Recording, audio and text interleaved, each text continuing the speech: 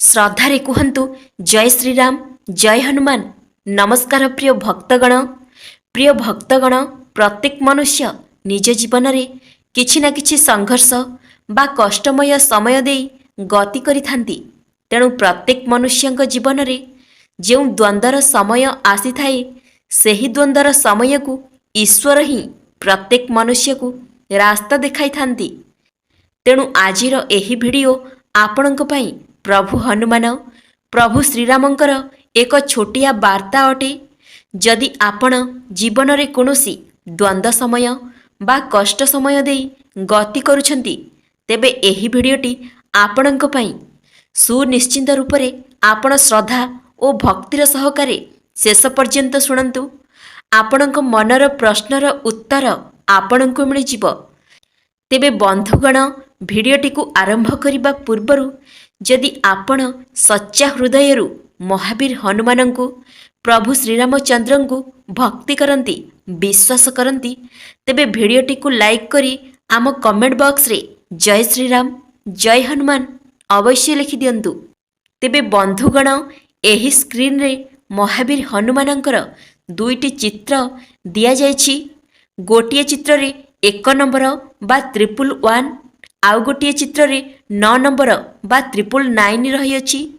आपण आखि बंद करी गोटिए संख्यार हनुमान को पसंद करंतु।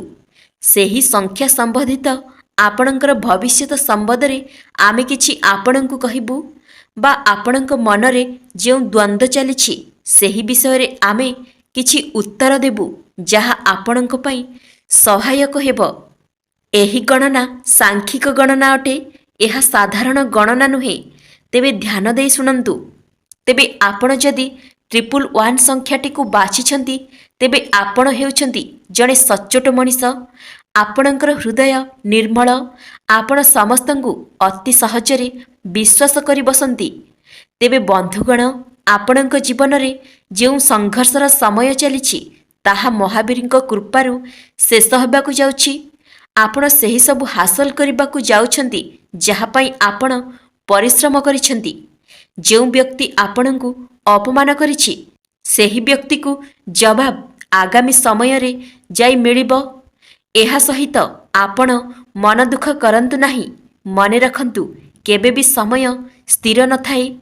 आज जो दुख कष्ट आपण अनुभव करुछंती आगामी समय रे से सब दूर होई जिवो। गोटिए कथा महावीर सर्वदा कहती, एही संसार रे सर्वदा सुदृढ़ होई रहिबा उचित। केबे भी कोनोसी व्यक्ति उपरे निर्भर करिबा उचित नुहे। तेबे निजको एते मजबूत करि दियो जे जीवन रे केबे अन्य कहार आवश्यक पड़िबनी।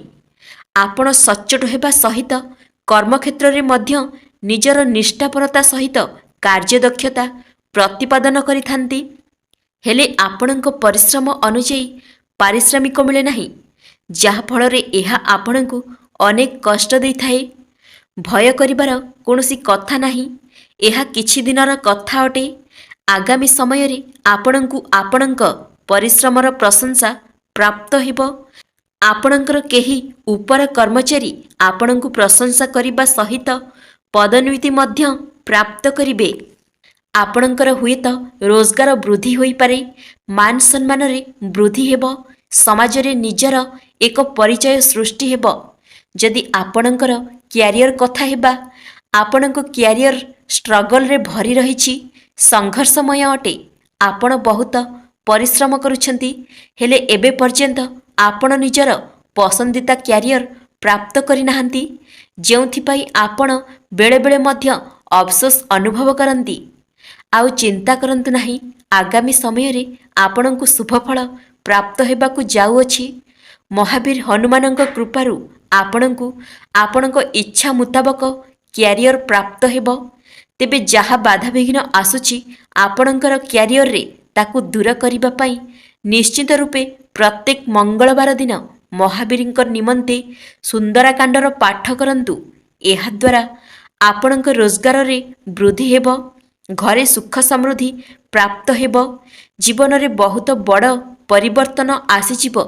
आपण निज फैमिली मेंबर को बहुत भल पाती, सेमानंकु भलरे रखिबा पाई मध्य बहुत परिश्रम करंती।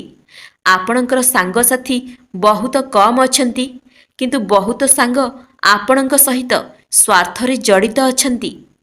ତେବେ ବନ୍ଧୁଗଣ, ଯଦି ଆପଣଙ୍କ ମ୍ୟାରେଜ୍ ଲାଇଫ୍ ବା ଲଭ୍ ଲାଇଫ୍ ବିଷୟରେ କଥା ହେବା, ତେବେ ଏବେ ପର୍ଯ୍ୟନ୍ତ ଆପଣ ଯେଉଁ କଷ୍ଟମୟ ସମ୍ପର୍କରେ ରହିଅଛନ୍ତି, ଏବେ ସମୟ ଆସିଯାଇଛି ସେହି ସମ୍ପର୍କରୁ ମୁକୁଳିବା ପାଇଁ ଏବଂ ଆପଣଙ୍କ ଜୀବନରେ ବିବାହର ସମୟ ଆସିଯାଇଛି। ଆଗାମୀ ସମୟରେ ଆପଣଙ୍କର ବିବାହର ସ୍ଥାପନ ହେବ ଏବଂ ଆପଣଙ୍କୁ ଭଲ ଲାଇଫ୍ ପାର୍ଟନର ମଧ୍ୟ ମିଳିବାର ଯୋଗ ବନୁଛି। ଯେଉଁ ଲାଇଫ୍ ପାର୍ଟନର ଆପଣଙ୍କୁ ବୁଝିବା ସହିତ ଭବିଷ୍ୟତରେ ଆପଣଙ୍କୁ ବହୁତ ସାଥ ଦେବ। କାହିଁକି ନା ଆପଣ ଜଣେ ଭଲ ମଣିଷ, କର୍ମଯୋଗୀ ହୋଇଥିବାରୁ କର୍ମପ୍ରାପ୍ତିରେ କୌଣସି ଅବହେଳା ରହିବ ନାହିଁ। ଆର୍ଥିକ ବିଷୟରେ କଥା ହେବା ତ ବର୍ତ୍ତମାନ ଆପଣ ଯେଉଁ ଆର୍ଥିକ ପରିସ୍ଥିତି ଦେଇ ଗତି କରୁଛନ୍ତି, ତାହା ଅଧିକ ଦିନ ପର୍ଯ୍ୟନ୍ତ ରହିବ ନାହିଁ। ଆଗାମୀ ସମୟରେ ଆପଣଙ୍କୁ ଅର୍ଥ ପ୍ରାପ୍ତି ହେବ। ମାତା ସୀତା, ମାତା ଲକ୍ଷ୍ମୀ ରୂପରେ ଆପଣଙ୍କ ପାଖରେ ରହିବେ ଏବଂ ଯଦି ଆପଣ ଖର୍ଚ୍ଚରେ ନିୟନ୍ତ୍ରଣ କରନ୍ତି, ତ ନିଶ୍ଚିତ ଭାବରେ ଅର୍ଥର ସମସ୍ୟା ଦୂର ହୋଇଯିବ। ରୋଗବ୍ୟାଧି କଥା ଯଦି ହେବା, ହନୁମାନ ଚାଳିଶା ପ୍ରତ୍ୟେକ ଦିନ ପାଠ କରନ୍ତୁ। ସମସ୍ତ ରୋଗବ୍ୟାଧିରୁ ଆପଣଙ୍କୁ ମୁକ୍ତି ମିଳିବ। ଶାରୀରିକ ପୀଡ଼ାରୁ ମୁକ୍ତି ମିଳିବ, ମାନସିକ ପୀଡ଼ାରୁ ମଧ୍ୟ ଆପଣଙ୍କୁ ମୁକ୍ତି ମିଳିବ।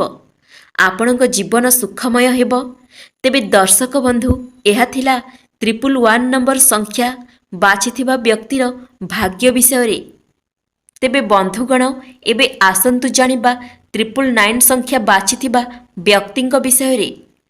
ଆପଣ ଜଣେ ରାଗୀ ସ୍ୱଭାବର ବ୍ୟକ୍ତି ଅଟନ୍ତି, ହେଲେ ବେଳେବେଳେ, କିନ୍ତୁ ସବୁବେଳେ ନୁହେଁ। ଯେତେବେଳେ ଆପଣ ସଡନ୍ଲି ରାଗିଯାଆନ୍ତି, ସେତେବେଳେ ଆପଣଙ୍କ ସାମ୍ନାରେ ଥିବା ସମ୍ପର୍କଟି ନଷ୍ଟ ହୋଇଯାଏ ଆପଣଙ୍କର ବ୍ୟବହାରରେ। ତେବେ ବନ୍ଧୁଗଣ, ମନୁଷ୍ୟର ପ୍ରକୃତ ଶତ୍ରୁ ହେଉଛି ତାର ରାଗ। ସେଥିପାଇଁ ନିଜର କ୍ରୋଧକୁ ନିୟନ୍ତ୍ରଣ କରିବା ପାଇଁ ଚେଷ୍ଟା କରନ୍ତୁ।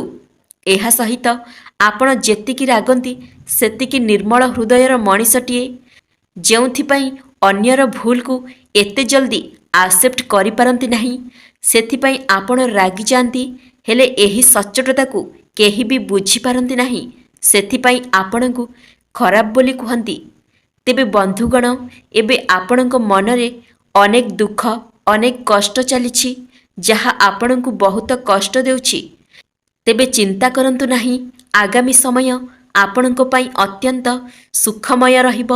ମହାବୀରଙ୍କ କୃପାରୁ ଆପଣଙ୍କର ସବୁ ସଙ୍କଟ ଦୂର ହେବ ଏବଂ ସେହି ସବୁ କିଛି ପ୍ରାପ୍ତ ହେବ ଯାହା ଆପଣ ଚାହୁଁଛନ୍ତି।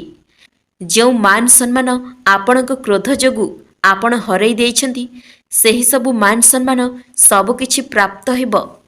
ଆପଣଙ୍କ ଉପରେ ମହାବୀରଙ୍କ ଆଶୀର୍ବାଦ ବନି ରହିଛି ଏବଂ ଏହା ସହିତ ମା ଲକ୍ଷ୍ମୀଙ୍କର ଆଶୀର୍ବାଦ ମଧ୍ୟ ବନି ରହିଛି। ବନ୍ଧୁଗଣ, ଯଦି ଆପଣଙ୍କର କ୍ୟାରିୟର ବିଷୟରେ କଥା ହେବା, ତ କ୍ୟାରିୟରରେ ବି ଆପଣ ବହୁତ ପରିଶ୍ରମ କରୁଛନ୍ତି, ହେଲେ ଧୋକା ଖାଉଛନ୍ତି। ଅନ୍ୟକୁ ବିଶ୍ୱାସ କରି ଆପଣ କ୍ୟାରିୟରରେ ଯେଉଁ ଅର୍ଥ ବିନିଯୋଗ କରିଥିଲେ, ସେହି ଅର୍ଥ ଏବେ ସଙ୍କଟରେ। ହେଲେ ବ୍ୟସ୍ତ ହେବାର କୌଣସି କଥା ନାହିଁ। ଆଗାମୀ ସମୟରେ ଏହି କଷ୍ଟରୁ ମୁକୁଳିବାର ରାସ୍ତା ମିଳିଯିବ। ଯେଉଁ ଅର୍ଥ ଆପଣ ହରାଇଛନ୍ତି, ତାର 10 ଗୁଣା ଅର୍ଥ ଆପଣ ଅର୍ଜନ କରିବେ, ଯାହାଫଳରେ ଆପଣଙ୍କର ପରିଚୟ ବଦଳିଯିବ ଏବଂ ମାନ ସମ୍ମାନ ମଧ୍ୟ ବଦଳିଯିବ।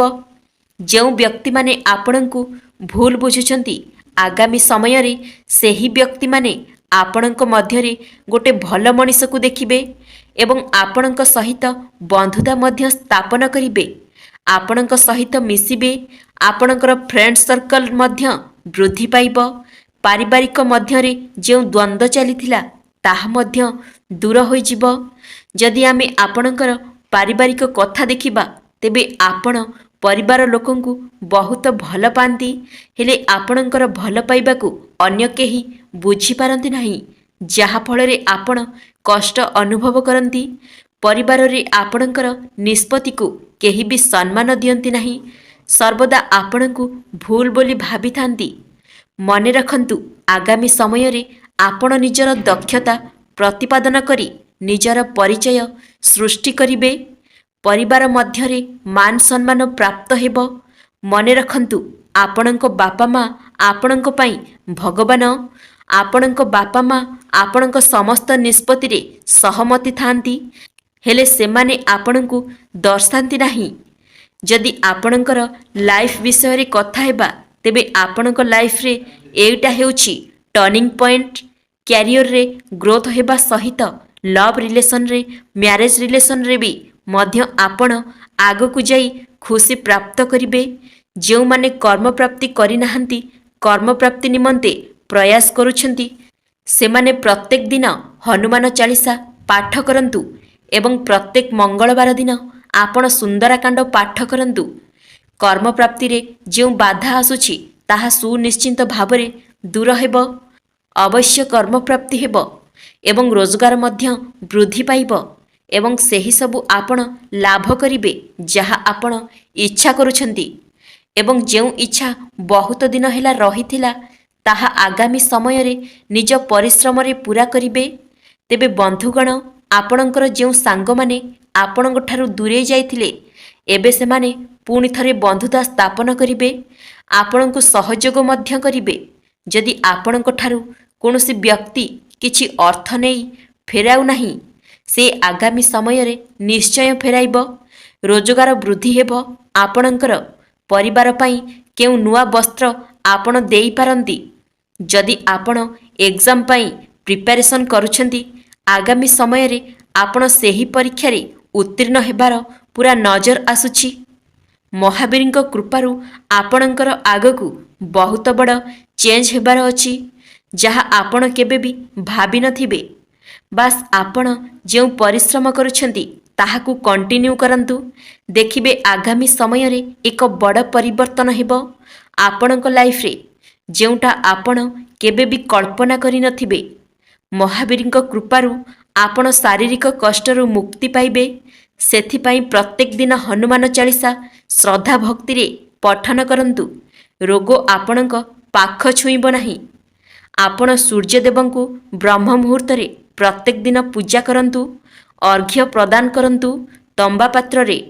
ଏହାଦ୍ୱାରା ଆପଣଙ୍କ ଭାଗ୍ୟ, କ୍ୟାରିୟର, ଭବିଷ୍ୟତ ସବୁକିଛି ବଦଳାଇ ଦେବ। ଏପରି 3 ମାସ କରିବା ପରେ ଆପଣ ଯେଉଁ ପରିବର୍ତ୍ତନ ଅନୁଭବ କରିବେ, ଏହା ଆପଣଙ୍କ ଜୀବନକୁ ବଦଳାଇ ଦେବ।